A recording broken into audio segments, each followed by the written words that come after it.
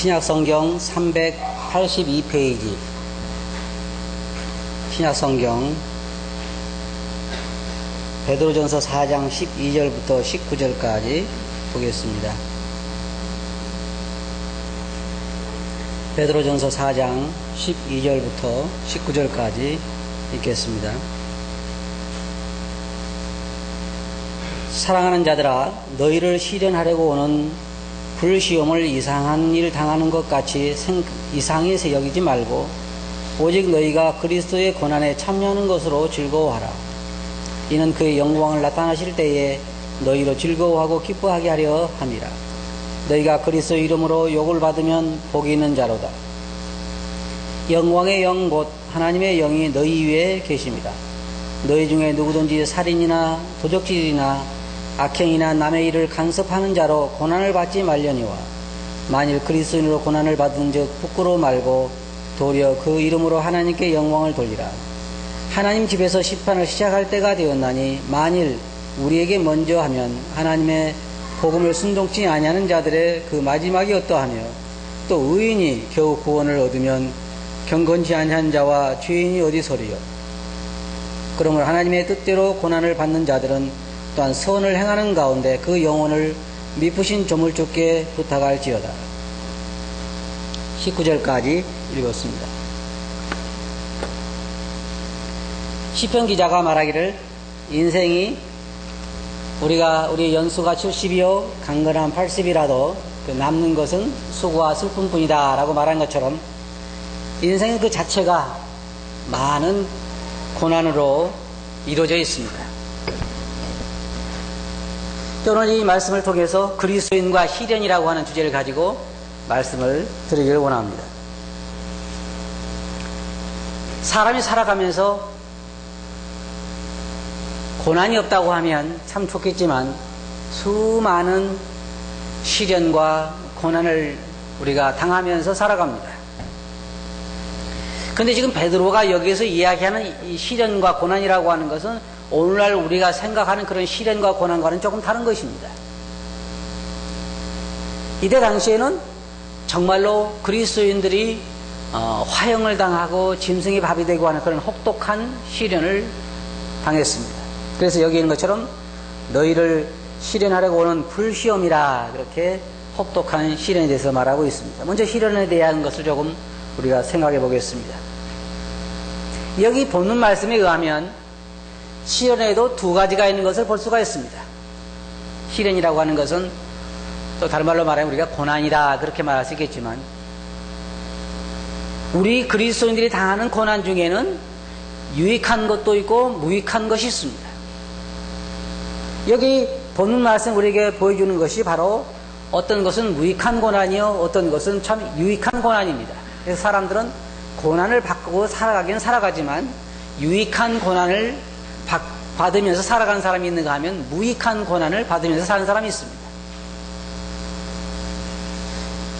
여기에 그리스도인들의 시련에 대해 말할 때 시련에는 여러 가지 종류가 있습니다. 첫째로는 우리가 성경에 보는 것처럼 여기에 12절에 사랑하는 자들아, 이 사랑하는 자들에게 오늘 우리가 시련을 볼 수 있는데 그건 무슨 말이냐면 다시 말해서 우리 그리스도인들의 믿음을 단련하기 위해서 오는 시험이 있습니다. 이 시련이 있죠. 그 성경에 욥기에 보면은 욥은 말하기를 나의 가는 길을 오직 그가 아시나니 그가 나를 단련하신 후에는 내가 정금같이 나오리라. 이 말은 무슨 말이냐면 믿음을 더 순수하고 더 귀한 믿음을 만들기 위해서 시련이 우리들에게 주어진다고 하는 것이 마치 금을 단련하고 은을 단련할 때 그 뜨거움이 있지만 그 뜨거운 고난으로 인해서 순수한 금이 나오고 순수한 은이 나오는 것처럼 주님께서 그리스도인들을 단련하신 이유가 어디에 있냐면 순수한 신앙인으로 만들기 위한 것입니다. 만일의 경우에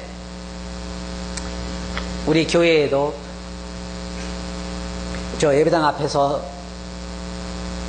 군인들이 총을 가지고 만일 진짜로 네가 예수를 믿으면 너는 죽는다. 믿는 사람만 진짜 예배당에 들어가라. 예배당에 들어가서 이따가 예배 마치고 나온 사람은 다 죽을 것이다. 들어가라. 그러면 다 들어올까요? 여기 계신 분이? 아마 돌아간 분도 계시겠죠. 이유야 많겠죠. 살아서 복음 전하는 게 낫지 죽는 것보다는. 그런 이유도 있고, 또 뭐 아직 우리 가족 중에 안 믿는 사람이 있으니까 난 전도하고 가야 돼. 안 죽으려고 생각하면요, 안 죽을 이유가 많더라고요. 굉장히 많아요.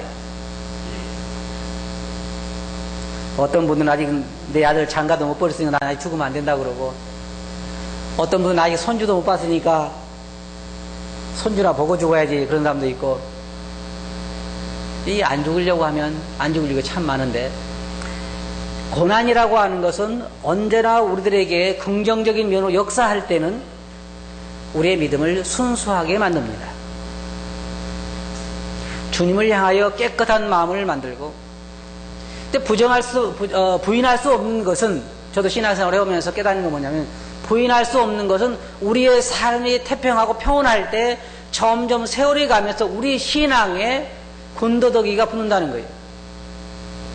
동기가 순수하지 못하고, 신앙 자체, 마음 자체가 순수하지 못하고, 세상을 살아가면서 많은 세상에 군더더기가 우리 신앙에 달라붙기 때문에 가끔 뭐가 필요하냐? 성소가 필요해요. 다시 말해서 시련을 통해서 우리가 주님을 바라보도록 순수해지도록 하는 그러한 시련이 우리에게 필요합니다. 그래서 주님께서는 우리 그리스도인들에게 꼭 때에 따라서 필요한 시련을 주십니다. 근데 어떤 사람들은 이런 시련을 통해서 믿음이 순수해지고 좋아지는 것이 아니라 더 나빠지는 사람도 있어요. 그것은 우리가 하나님에 대해서 잘못 오해를 하기 때문입니다.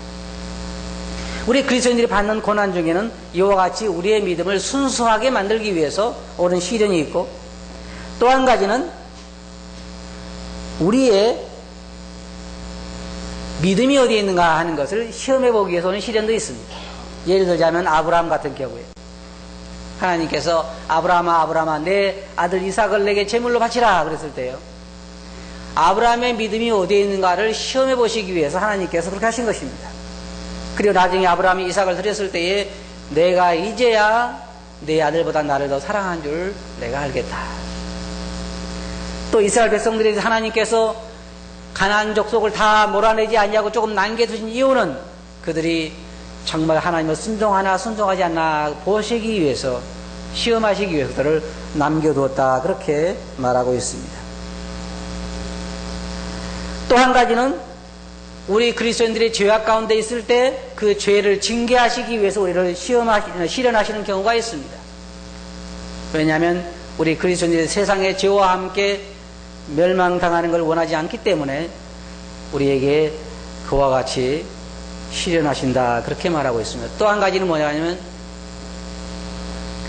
우리 그리스도인들이 주님을 믿기 때문에 아무런 잘못도 없지만 이런 시련의 목적 없이도 우리가 주님을 믿기 때문에 우리의 신앙 때문에 고난을 받아야 할 때가 있습니다. 이게 성경에서 말하는 여러 가지 고난받는 이유 중에 하나입니다. 그 다음 말씀에 보면 여기에 말하기를 너희를 시련하려고 오는 불시험을 이상한 일을 당하는 것처럼 이상히 여기지 말라 그랬어요. 불시험이라 그랬죠. 여러분, 불시험이 뭔지 아세요? 불을 가지고 가서 시험하는 게 아니고요, 혹독한 고난과 시련을 말하는 것입니다. 혹독한 고난과 시련. 사실 베드로가 이 편지를 쓸 때 그 그리스도인들은 굉장히 혹독한 시련과 고난을 당하고 많은 사람들이 죽임을 만났습니다. 예를 들어 한번 생각해 봅시다. 어제 그제 수원에서 유편교회 나오시는 어떤 성모님이 경찰에 끌려가서 사형당했다 그러고, 또 어디에서 평택에 나오시는 분이 또 믿음 때문에 사형당했다 그러면요, 아마 우리 마음대로 어떻게 했어요? 굉장히 염려스럽겠죠. 그리고 그것이 언제 우리에게 닥칠지 모르는 혹독한 시련이 우리가 올 때 우리도 참 어려울 것입니다. 바로 이 베드로가 그와 같은 환경이 있는 자들에게 이와 같이 너희를 시험하려고 오는 그 불시험을, 혹독한 시련을 이상한 일 당하는 것처럼 생각하지 말라 그랬습니다. 시련이 올 때에 당황하지 말라 그 말입니다. 또 다른 말로 말하면 우리가 전혀 기대하지 않은 어떤 일을 당한 것처럼 그렇게 하지 말라는 것입니다. 근데 우리 그리스도인들이요, 가끔 이런 어려운 일을 만날 때요, 전혀 예상하지 않은 일을 만난 것처럼 당황할 때가 참 많은 것 같아요. 또 자기에게는 그런 일이 닥쳐서는 안 된다고 생각하는 사람들 참 많이 있어요. 근데 고난이라고 하는 것, 시련이라고 하는 것은 우리가 기대하지 않을 때 오고 우리가 좋아하지 않아도 우리에게 오는 것입니다. 그럴 때 우리가 이상한 일 당한 것처럼 해서는 안 된다고 하는 것입니다. 예를 들어서 제가 며칠 전에 편지를 하나 받았는데요. 미국의 그 진 깁슨이라고 하시는 형님이 계시는데 그분이 이제 은퇴를 하시고 그 밑에서 란친이라고 하는 중국계 장로님이 그 목회자 하시는 분이 이제 그 교회를 맡아서 교회를 잘 인도하고 계시는데 그 자매님이 암이 걸리셨습니다. 이 병원에 갔는데 의사가 하는 말이 뭐라고 얘기했냐면 당신은 암 중에서 가장 번식 속도가 빠른 암에 걸렸기 때문에 치료의 방법이 없습니다. 그랬어요. 여러분 병원에 처음에 갔는데 의사가 그런 선고를 하면 어떻겠어요? 굉장한 기쁨이 마음속에서부터 오겠죠? 그렇잖아요? 왜요? 이제 하늘날에 암도 속도가 최고로 빠르다니까 가도 어떻겠어요?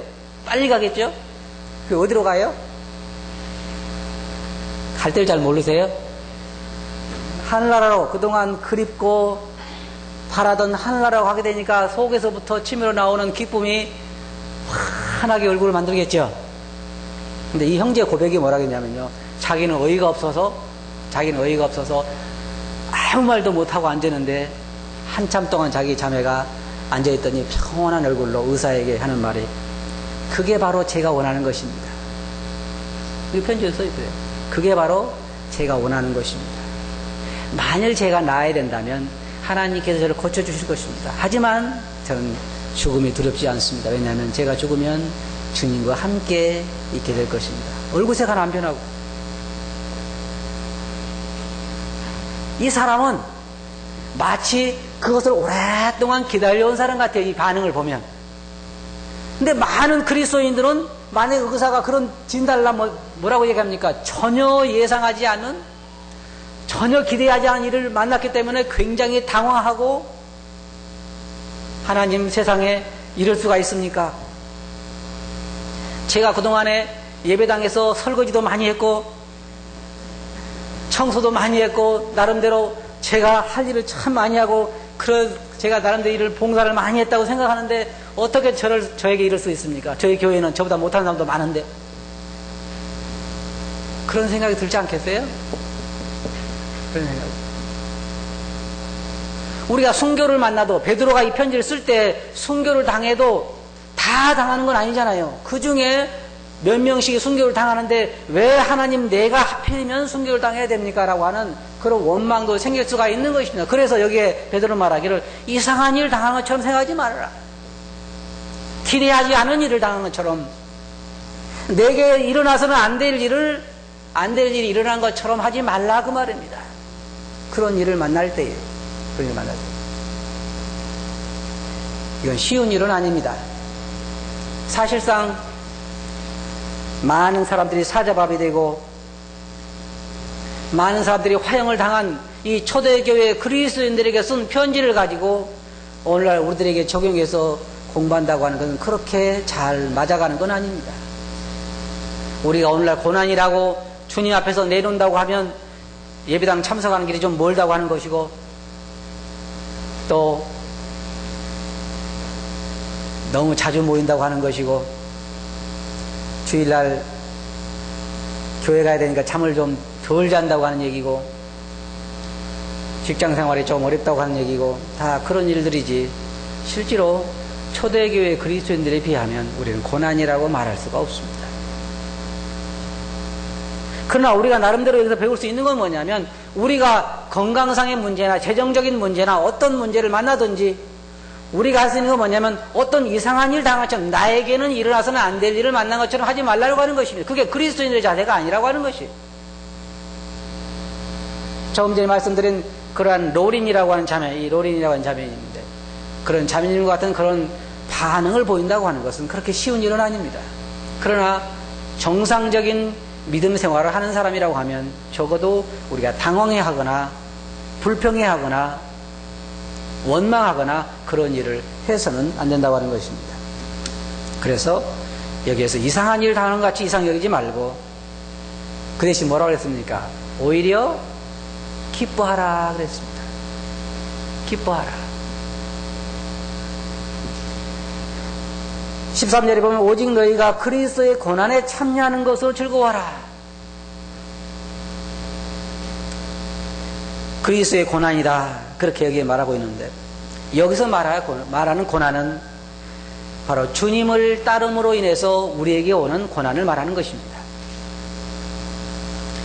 우리가 그리스도의 고난이라고 하면 주님을 믿는 믿음을 인하여 당하는 고난을 말하는 것이고 죄악된 세상에서 말씀에 따라 의를 행할 때에 받는 고난을 말하는 것이요 복음을 전함으로 인하여 받는 고난을 말하는 것이고 말씀을 순종할 때 우리에게 오는 어려움으로 인해 받는 고난들을 말하는 것입니다. 다시 말하면 그리스도인으로서 주님을 기쁘시게 하는데 그러한 삶을 사는데 오는 고난을 주님을 위해서 받는 고난이다. 그렇게 말하는 것입니다.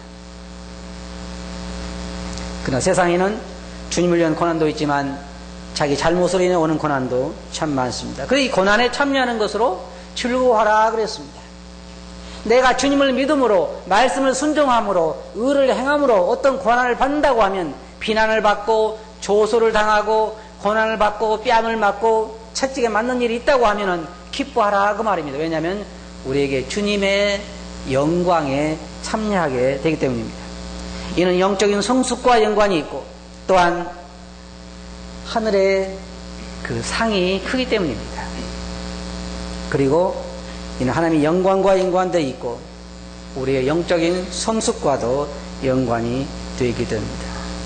그 다음에 보면 말씀에 보면 이는 그의 영광을 나타내실 때에 너희로 즐거워하고 기뻐하게 하려 합니다. 사도 바울을 보면 그는 할 수 있으면 주님의 주님의 고난에 동참하기를 원했습니다. 왜냐하면 앞으로 나타날 영광에 함께 동참하기 원해서입니다. 여기 보면 그의 나타나실 때에 너희로 즐거워하고 기뻐하게 하랍니다. 주님을 위해서 고난을 받은 사람, 더 많이 받은 자일수록 주님의 영광에 함께 참여할 거기 때문에 더 즐거워할 수 있다고 하는 것입니다. 성경은 언제나 우리들에게 그와 같이 말하고 있습니다. 적은 고난은 적은 영광과 연관이 되고 많은 고난은 큰 영광과 연관이 됩니다. 그래서 그런 고난을 받을 때에 주님을 믿음 때문에 주님을 순종하는 것 때문에 고난을 받으면 기뻐하고 즐거워하라. 왜냐하면 너희가 그리스도의 영광에도 그와 같이 동참하게 될 것이기 때문이라 그렇게 말하고 있습니다. 고린도후서 1장 7절에 보면 너희를 위한 우리의 소망의 견고함은 너희가 고난에 참여한 자가 된 것 같이 위로에도 그러할 줄을 알미라. 고난에 참여한 자가 된 것 같이 위로에도 또 하나님의 영광에도 그렇게 우리가 참여하게 될 거라고 하는 것입니다. 14절 보면 너희가 그리스도 이름으로 욕을 받으면 복이 있는 자로라 그랬죠. 거기에 14절에 이 성경에 보면 주님께서도 그렇게 말씀하셨어요. 사람들이 너희를 욕하고 핍박하고 거짓으로 너희를 거슬려 욕할 땐 너희에게 복이 있나니 기뻐하고 즐거워하라. 근데 저는요 아직 못 봐서 그런지 몰라도 그리스도인들이 막 다른 사람들에게 욕을 받고 그럴 때 이게 기뻐서 춤추는 걸 한 번도 못 본 것 같아요. 한 번도 못 본 것 같아요. 주님 말씀은 기뻐하고 즐거워하라 그랬는데 우리는 기뻐하는 게 아니라 속에서 붕괴해가지고 어때요? 당신 같은 사람은 지옥에 나가시오 그러잖아요. 마음속에 말로 물론 입으로는 그렇게 안 하겠지만 당신 같은 사람은 교회에 올 것도 없어. 당신 같은 사람은 지옥에 나가야 돼. 우리 마음속에 복수심이 타는 것 같아요. 근데 주님께서는 여기에 베드로를 통해서 그렇게 말씀하셨지만 직접 주님이 말씀하신 것도 기뻐하고 즐거워하라 그 말이에요. 그리스도의 이름으로 너희가 그리스도의 이름으로 욕을 받으면 복이 있는 자로다. 왜냐하면 영광의 영 하나님의 영이 우리 위에 계시기 때문이다. 근데 여기는요, 구약에는 성령께서 사람들 위에 임하셨다가 그 다음 가셨지만, 신약에는 위에 임했다가 가시거나 위에 머물러 계시지 않고 우리 안에 계십니다. 근데 여기서 말하고 있는 의미는 무엇이냐면은 특별히 고난받는 자들에게 하나님의 관심이 크시다고 하는 것을 말하는 것입니다. 여러분, 스데반이 순교당할 때에 스데반이 하늘을 보고 뭐라고 했습니까? 보라, 내가 주께서 하나님 우편에 서신 것을 보노라 그랬습니다. 주님은 그의 모든 양들을 안다고 말씀하시고 그의 양들이 당한 고난도 알고 계십니다. 그래서 고난받는 자들, 핍박받는 자들, 주님의 영광을 위해서 사는 자들에게 특별한 관심을 더하고 계십니다. 주님의 사랑은 모든 성도들에 대해서 동일하시지만 또 다른 한쪽 극에서 보면 그를 사랑하는 자들에 대해서 사랑이 더 많으십니다. 그래서 성경에 말하고 있어요. 내 계명을 가지고 지키는 자라야 나를 사랑하는 자니, 나를 사랑하는 자는 내 아버지께 사랑을 받을 것이요 나도 그를 사랑하여 그에게 나를 나타내리라. 모든 사람에 대한 사랑이 동등하시지만, 심지어 안 믿는 사람들에게까지 하나님의 사랑은 동등하시지만, 안 믿는 사람들보다는 믿는 사람들에 대한 사랑이 더 큰 것처럼 모든 성도들에 대한 사랑이 동등하시지만 그를 순종하고 그를 위해 핍박받는 자들, 특별히 어려운 가운데 있는 자들에게 하나님의 관심은 더 지대하시다는 것입니다. 하나님이 얼마나 세심하신지 아십니까? 하나님은 부자에 대해서 마음 두시는 것보다 고아와 과부에 대해서 훨씬 더 마음을 두고 계십니다. 하나님 너무 자상하신 것 같아요. 이스라엘 백성들에게 너희가 과일을 따거든 다 따지 말고 좀 남겨두어서 고아와 과부도 먹게 하라. 그렇잖아요. 배어 이삭을 베고 보리 이삭을 벨 때에 다 베지 말고 조금씩 남겨두어서 고아와 과부들로 하여금 먹게 하라. 얼마나 자상하신 거예요. 어려움 당하는 사람들에게 더 마음을 두고 계십니다. 그래서 주님의 이름으로 우리가 핍박을 받을 때에 그 핍박받는 자들에게 더 주님의 관심이 크시다고 하는 것입니다. 그 다음에 말씀 보면 거기에 15절에서 너희 중에 누구든지 살인이나 도적질이나 악행이나 남의 일을 간섭하는 자로 고난을 받지 말려니와. 다시 말하면요, 고난 중에는 무익한 고난이 있어요. 그리스도인들도 때로는 이것을 잘 구분 못하는 것 같습니다. 여기 뭐라고 말했습니까? 너희 중에 누구든지 살인이나 만일 사람을 죽여가지고 어려움을 당한다고 하면 그건 무익한 고난입니다. 그리고 물론 그리스도인들이 살인하지는 않겠지만 도적질해서 또 어떤 악한 일을 해서 우리가 어려움을 당한다고 하면 그것은 무익한 고난인 것입니다. 아마 이런 건 별로 없겠죠. 근데 알고 보니까요, 어떤 그리스도인은 또 거짓말도 잘하는 사람도 있더라고요. 이것은 무익한 것이. 만약 회사에서라든지 사회에서, 주위에서 그리스도인들이 거짓말을 해가지고 와서 쌈박질하고 한다 그러면요, 이건 무익한 고난이에요. 내가 거짓말을 했는데 이웃집에 가서 내 멱살을 잡고 한참 흔들어 놓고 갔는데 내 마음속에 그래, 주님 믿으니까 내가 이 고난을 당한다. 그런 사람 많아요. 그런 사람 많아. 자기가 잘못해서 고난받아서 그러면 애매하게 주님께 고난을 거예요. 어떤 사람은요, 전도로 가다가요, 경찰한테 잡혔어요. 스티커를 끊었어요. 왜냐하면 시속이 60km인데 80으로 가다가 딱 걸렸어요. 그래서 주님께, 주님, 전도로 가는데 왜 이걸 딱 끊게 하십니까? 그렇잖아요. 이상하잖아요. 전도로 가는데 왜 딱 끊게 하실까요? 주님이 끊게 한 거예요? 자기가 끊게 한 거예요?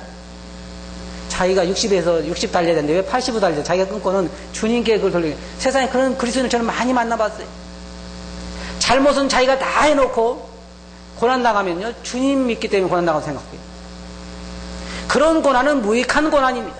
여기에서 말하는 고난은 뭐냐? 주님의 말씀을 순종하고 악을 선으로 이기고 믿음을 지키기 위해 당하는 고난을 말하는 것이지, 내가 잘못해서 당한 고난을 말하는 것이 아닙니다. 이게 무익한 고난이라 말하고 있어요. 여기 보면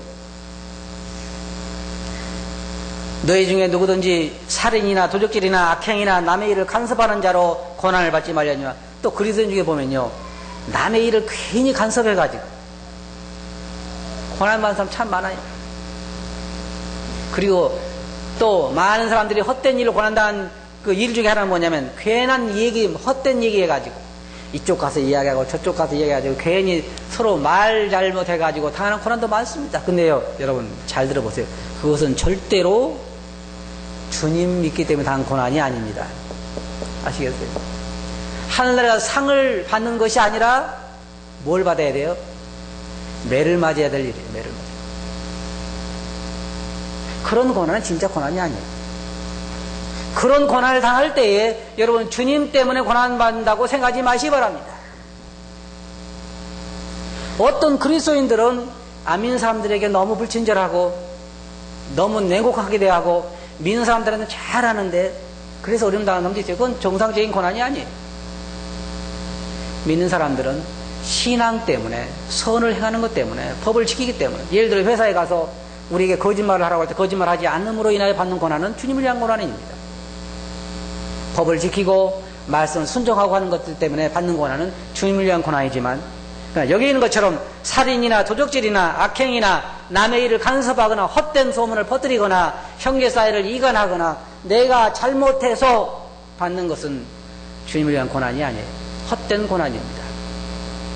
우리 그리스도인은 절대로 그런 일을 해서는 안 될 것입니다. 그러나 만일 그리스도인으로 고난을 받은 즉 16절에 그렇게 말하고 있죠. 그리스도인으로 고난을 받은 즉 그 말은 그리스도인이라는 이유 때문에 말씀 순종이나 의를 행하는 것 때문에 어려움을 당하면 부끄러워하지 말고 도리어 그 이름으로 하나님께 영광을 돌리라. 초대교회 그리스도인처럼 하나님 제가 누굽니까? 제가 누구이기에 주님을 위해서 고난을 받을 수가 있습니까? 주님 제가 누구에 주님 때문에 제가 욕을 먹을 수 있습니까? 정말 감사합니다. 그렇게 하라는 것입니다. 주님 때문에 제가 이런 어려움을 당하는 걸 정말 고맙습니다. 주님 저에게 그런 기회를 주신 것을 정말로 감사합니다. 17절 말씀 보면 하나님의 집에서 심판을 시작할 때가 되었나니 만약 우리에게 믿지 먼저 하면 하나님의 복음을 순종치 아니하는 자들의 그 마지막이 어떠하며 사실 하나님의 심판은 이미 시작이 됐습니다. 물론 구약시대에 노아의 심판도 있었고 여러 가지 심판이 있었지만 본격적인 심판은 예수 그리스도의 십자가에서 한번 이루어졌고 지금은 믿는 성도들의 심판이 이루어지고 있고 앞으로 무서운 실련 대환란과 백보자 심판이 기다리고 있습니다. 그리스도인들의 심판은 첫째로 우리가 우리 자신을 살피면 우리가 판단을 받지 않고 징계를 받지 않지만 만약 우리가 계속의 죄 가운데 있으면 주님께서 우리를 징계하시는 심판을 우리가 받게 되고 심지어 우리의 생명을 취해서 고린도전서 11장에 보면 그랬죠. 그래서 너희 중에 잠자는 자가 적지 아니하다 한 것처럼 우리가 회개하지 아니하고 계속해서 믿음의 길을 떠나서 주님께 영광을 돌리지 아니할 때는 주님께 우리를 데려가시는 일도 있는 것입니다. 그래서 우리 그리스도인들은 우리 자신을 돌아보고 하나님 앞에서 회개를 해야 하는 것입니다. 그리스도인의 심판도 시작됐고 지금도 되어지고 있고 앞으로 또 계속해서 불신자들의 심판이 오게 될 것입니다. 여기에 의인이 겨우 구원을 18절에 보면 의인이 겨우 구원을 받으면 경거지 아니하는 자들이 얼마나 어려울 것인가 하는 것에 대해서 말하고 있습니다. 19절에 보면 그러므로 하나님의 뜻대로 고난받는 자들은 이게 늘 반복되는 얘기인데요. 하나님의 뜻대로 고난받는다고 하는 것은 무슨 말이냐면 아까 말씀드린 것처럼 선을 행함으로 하나님 말씀을 순종함으로 그리스도인이라고 하는 이유 때문에 우리가 받는 고난을 말하는 것입니다. 받는 미움을 말하는 것입니다. 우리가 듣는 욕을 말하는 것입니다. 그런 사람들은 어떻게 하라고 했습니까? 거기에 보면 그 영혼을 미쁘신 조물주께 부탁할지어다 그랬습니다. 여러분 이 말씀이 무슨 말씀인지 아십니까? 누가복음 23장 46절 한번 보시기 바랍니다.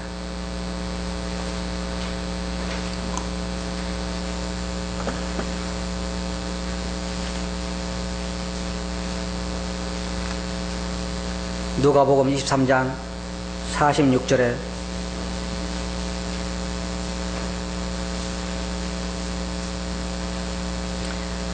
예수께서 큰 소리로 불러 가라사대 아버지여 내 영혼을 아버지 손에 부탁하나이다 하고 이 말씀을 하신 후 운명하시다.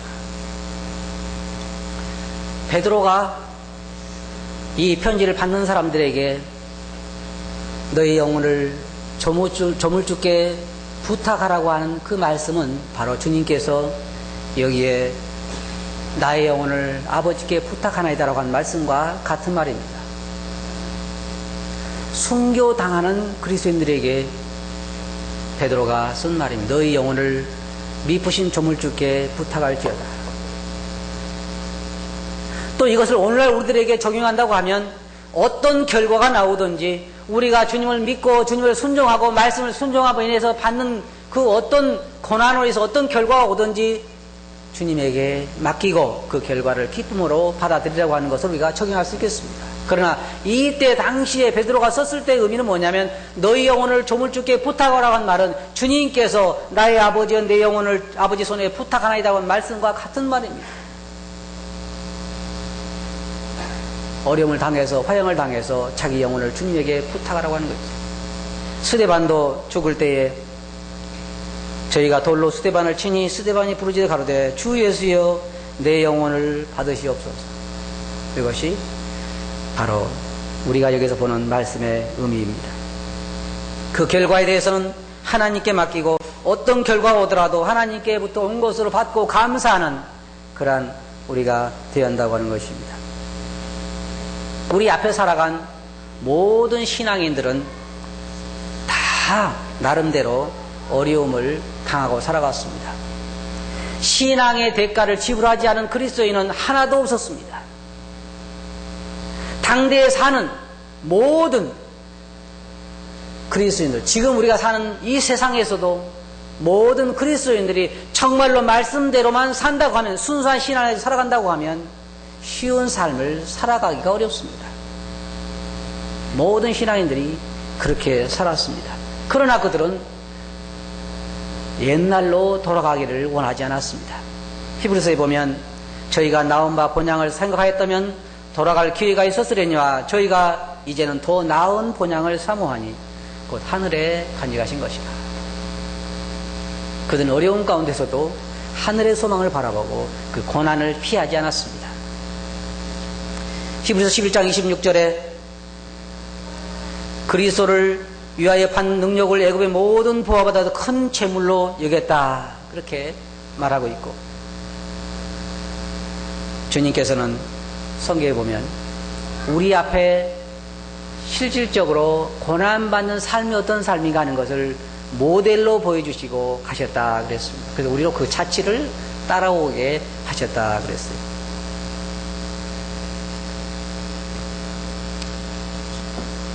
리빙스턴이라고 하는 여러분 잘 아시죠? 아프리카의 리빙스턴.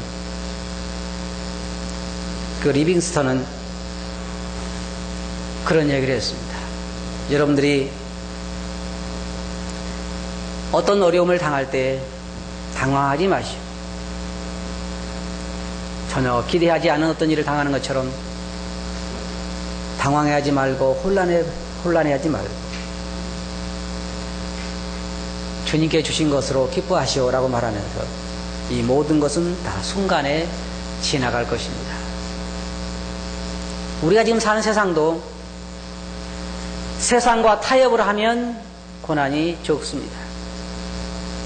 그 대신 여러분, 세상과 타협을 하면 고난이 적으면서 세상에서 받는 고난을 받고 무익한 고난을 받습니다. 신앙 안에 똑바로 서게 되면 많은 고난을 받으면서 유익한 고난을 받습니다. 자, 여러분들이 제가 한 가지 제안을 하고 마치겠습니다.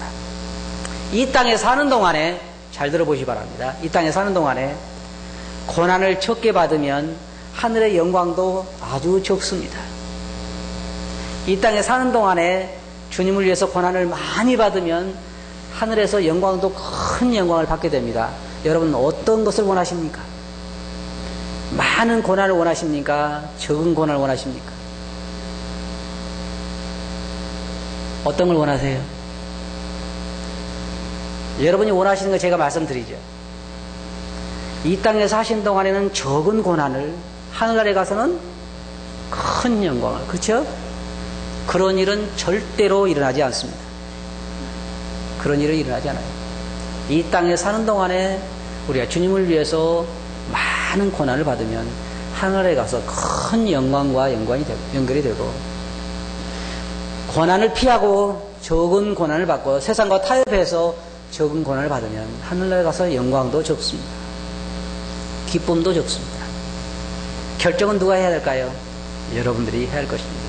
사도 베드로는 말하기를, 어려움 당할 때 그리스도인으로서 어려움을 당하면 기뻐하고 즐거워하라 그랬습니다. 그리고 너의 영혼을 조물주께 부탁할지어다. 여러분도 바로 이제 이러한 선택의 기회가 여러분에게 있습니다. 이 땅에 사는 동안에 주님의 말씀을 순종하고 살면서 많은 고난을 통해서 우리 하늘나라에 큰 영광을 받든지, 아니면 고난을 피하고 적은 고난, 편한 삶을 살다가 하늘에 가서 적은 영광을 받든지, 어느 걸 택할 것인가 하는 것은 바로 여러분들에게 달려있습니다. 여러분, 잠시 짧게 사는 세상에 고난 좀 받고 하늘에 가서 영원토록 큰 영광 가운데 살고 싶지 않습니까?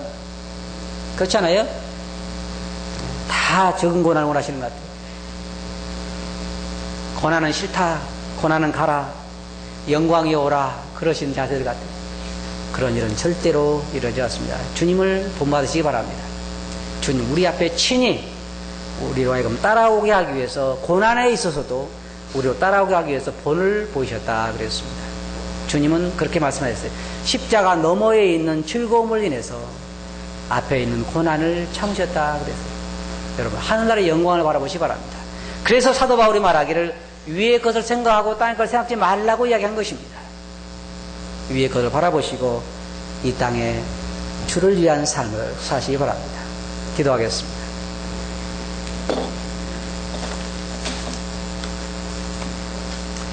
거룩하신 아버지 하나님, 베드로의 권면을 통해서 자신들을 다시 한번 돌아보게 되옵나이다. 저들이 이 땅의 이 짧은 순간에 살면서 주님을 위한 고난 가운데 동참할 수 있는 은혜를 저희들에게 허락해 주시옵소서. 저희들이 세상과 타협하고 불순종함으로 고난을 피함으로 아버님 영광을 돌리지 못하고 하늘의 영광에 참여하지 못한 자들이 되지 않게 해주시옵소서. 들은 말씀을 주께 의지하옵고 예수님 이름으로 아버지께 감사하며 기도합나이다. 아멘.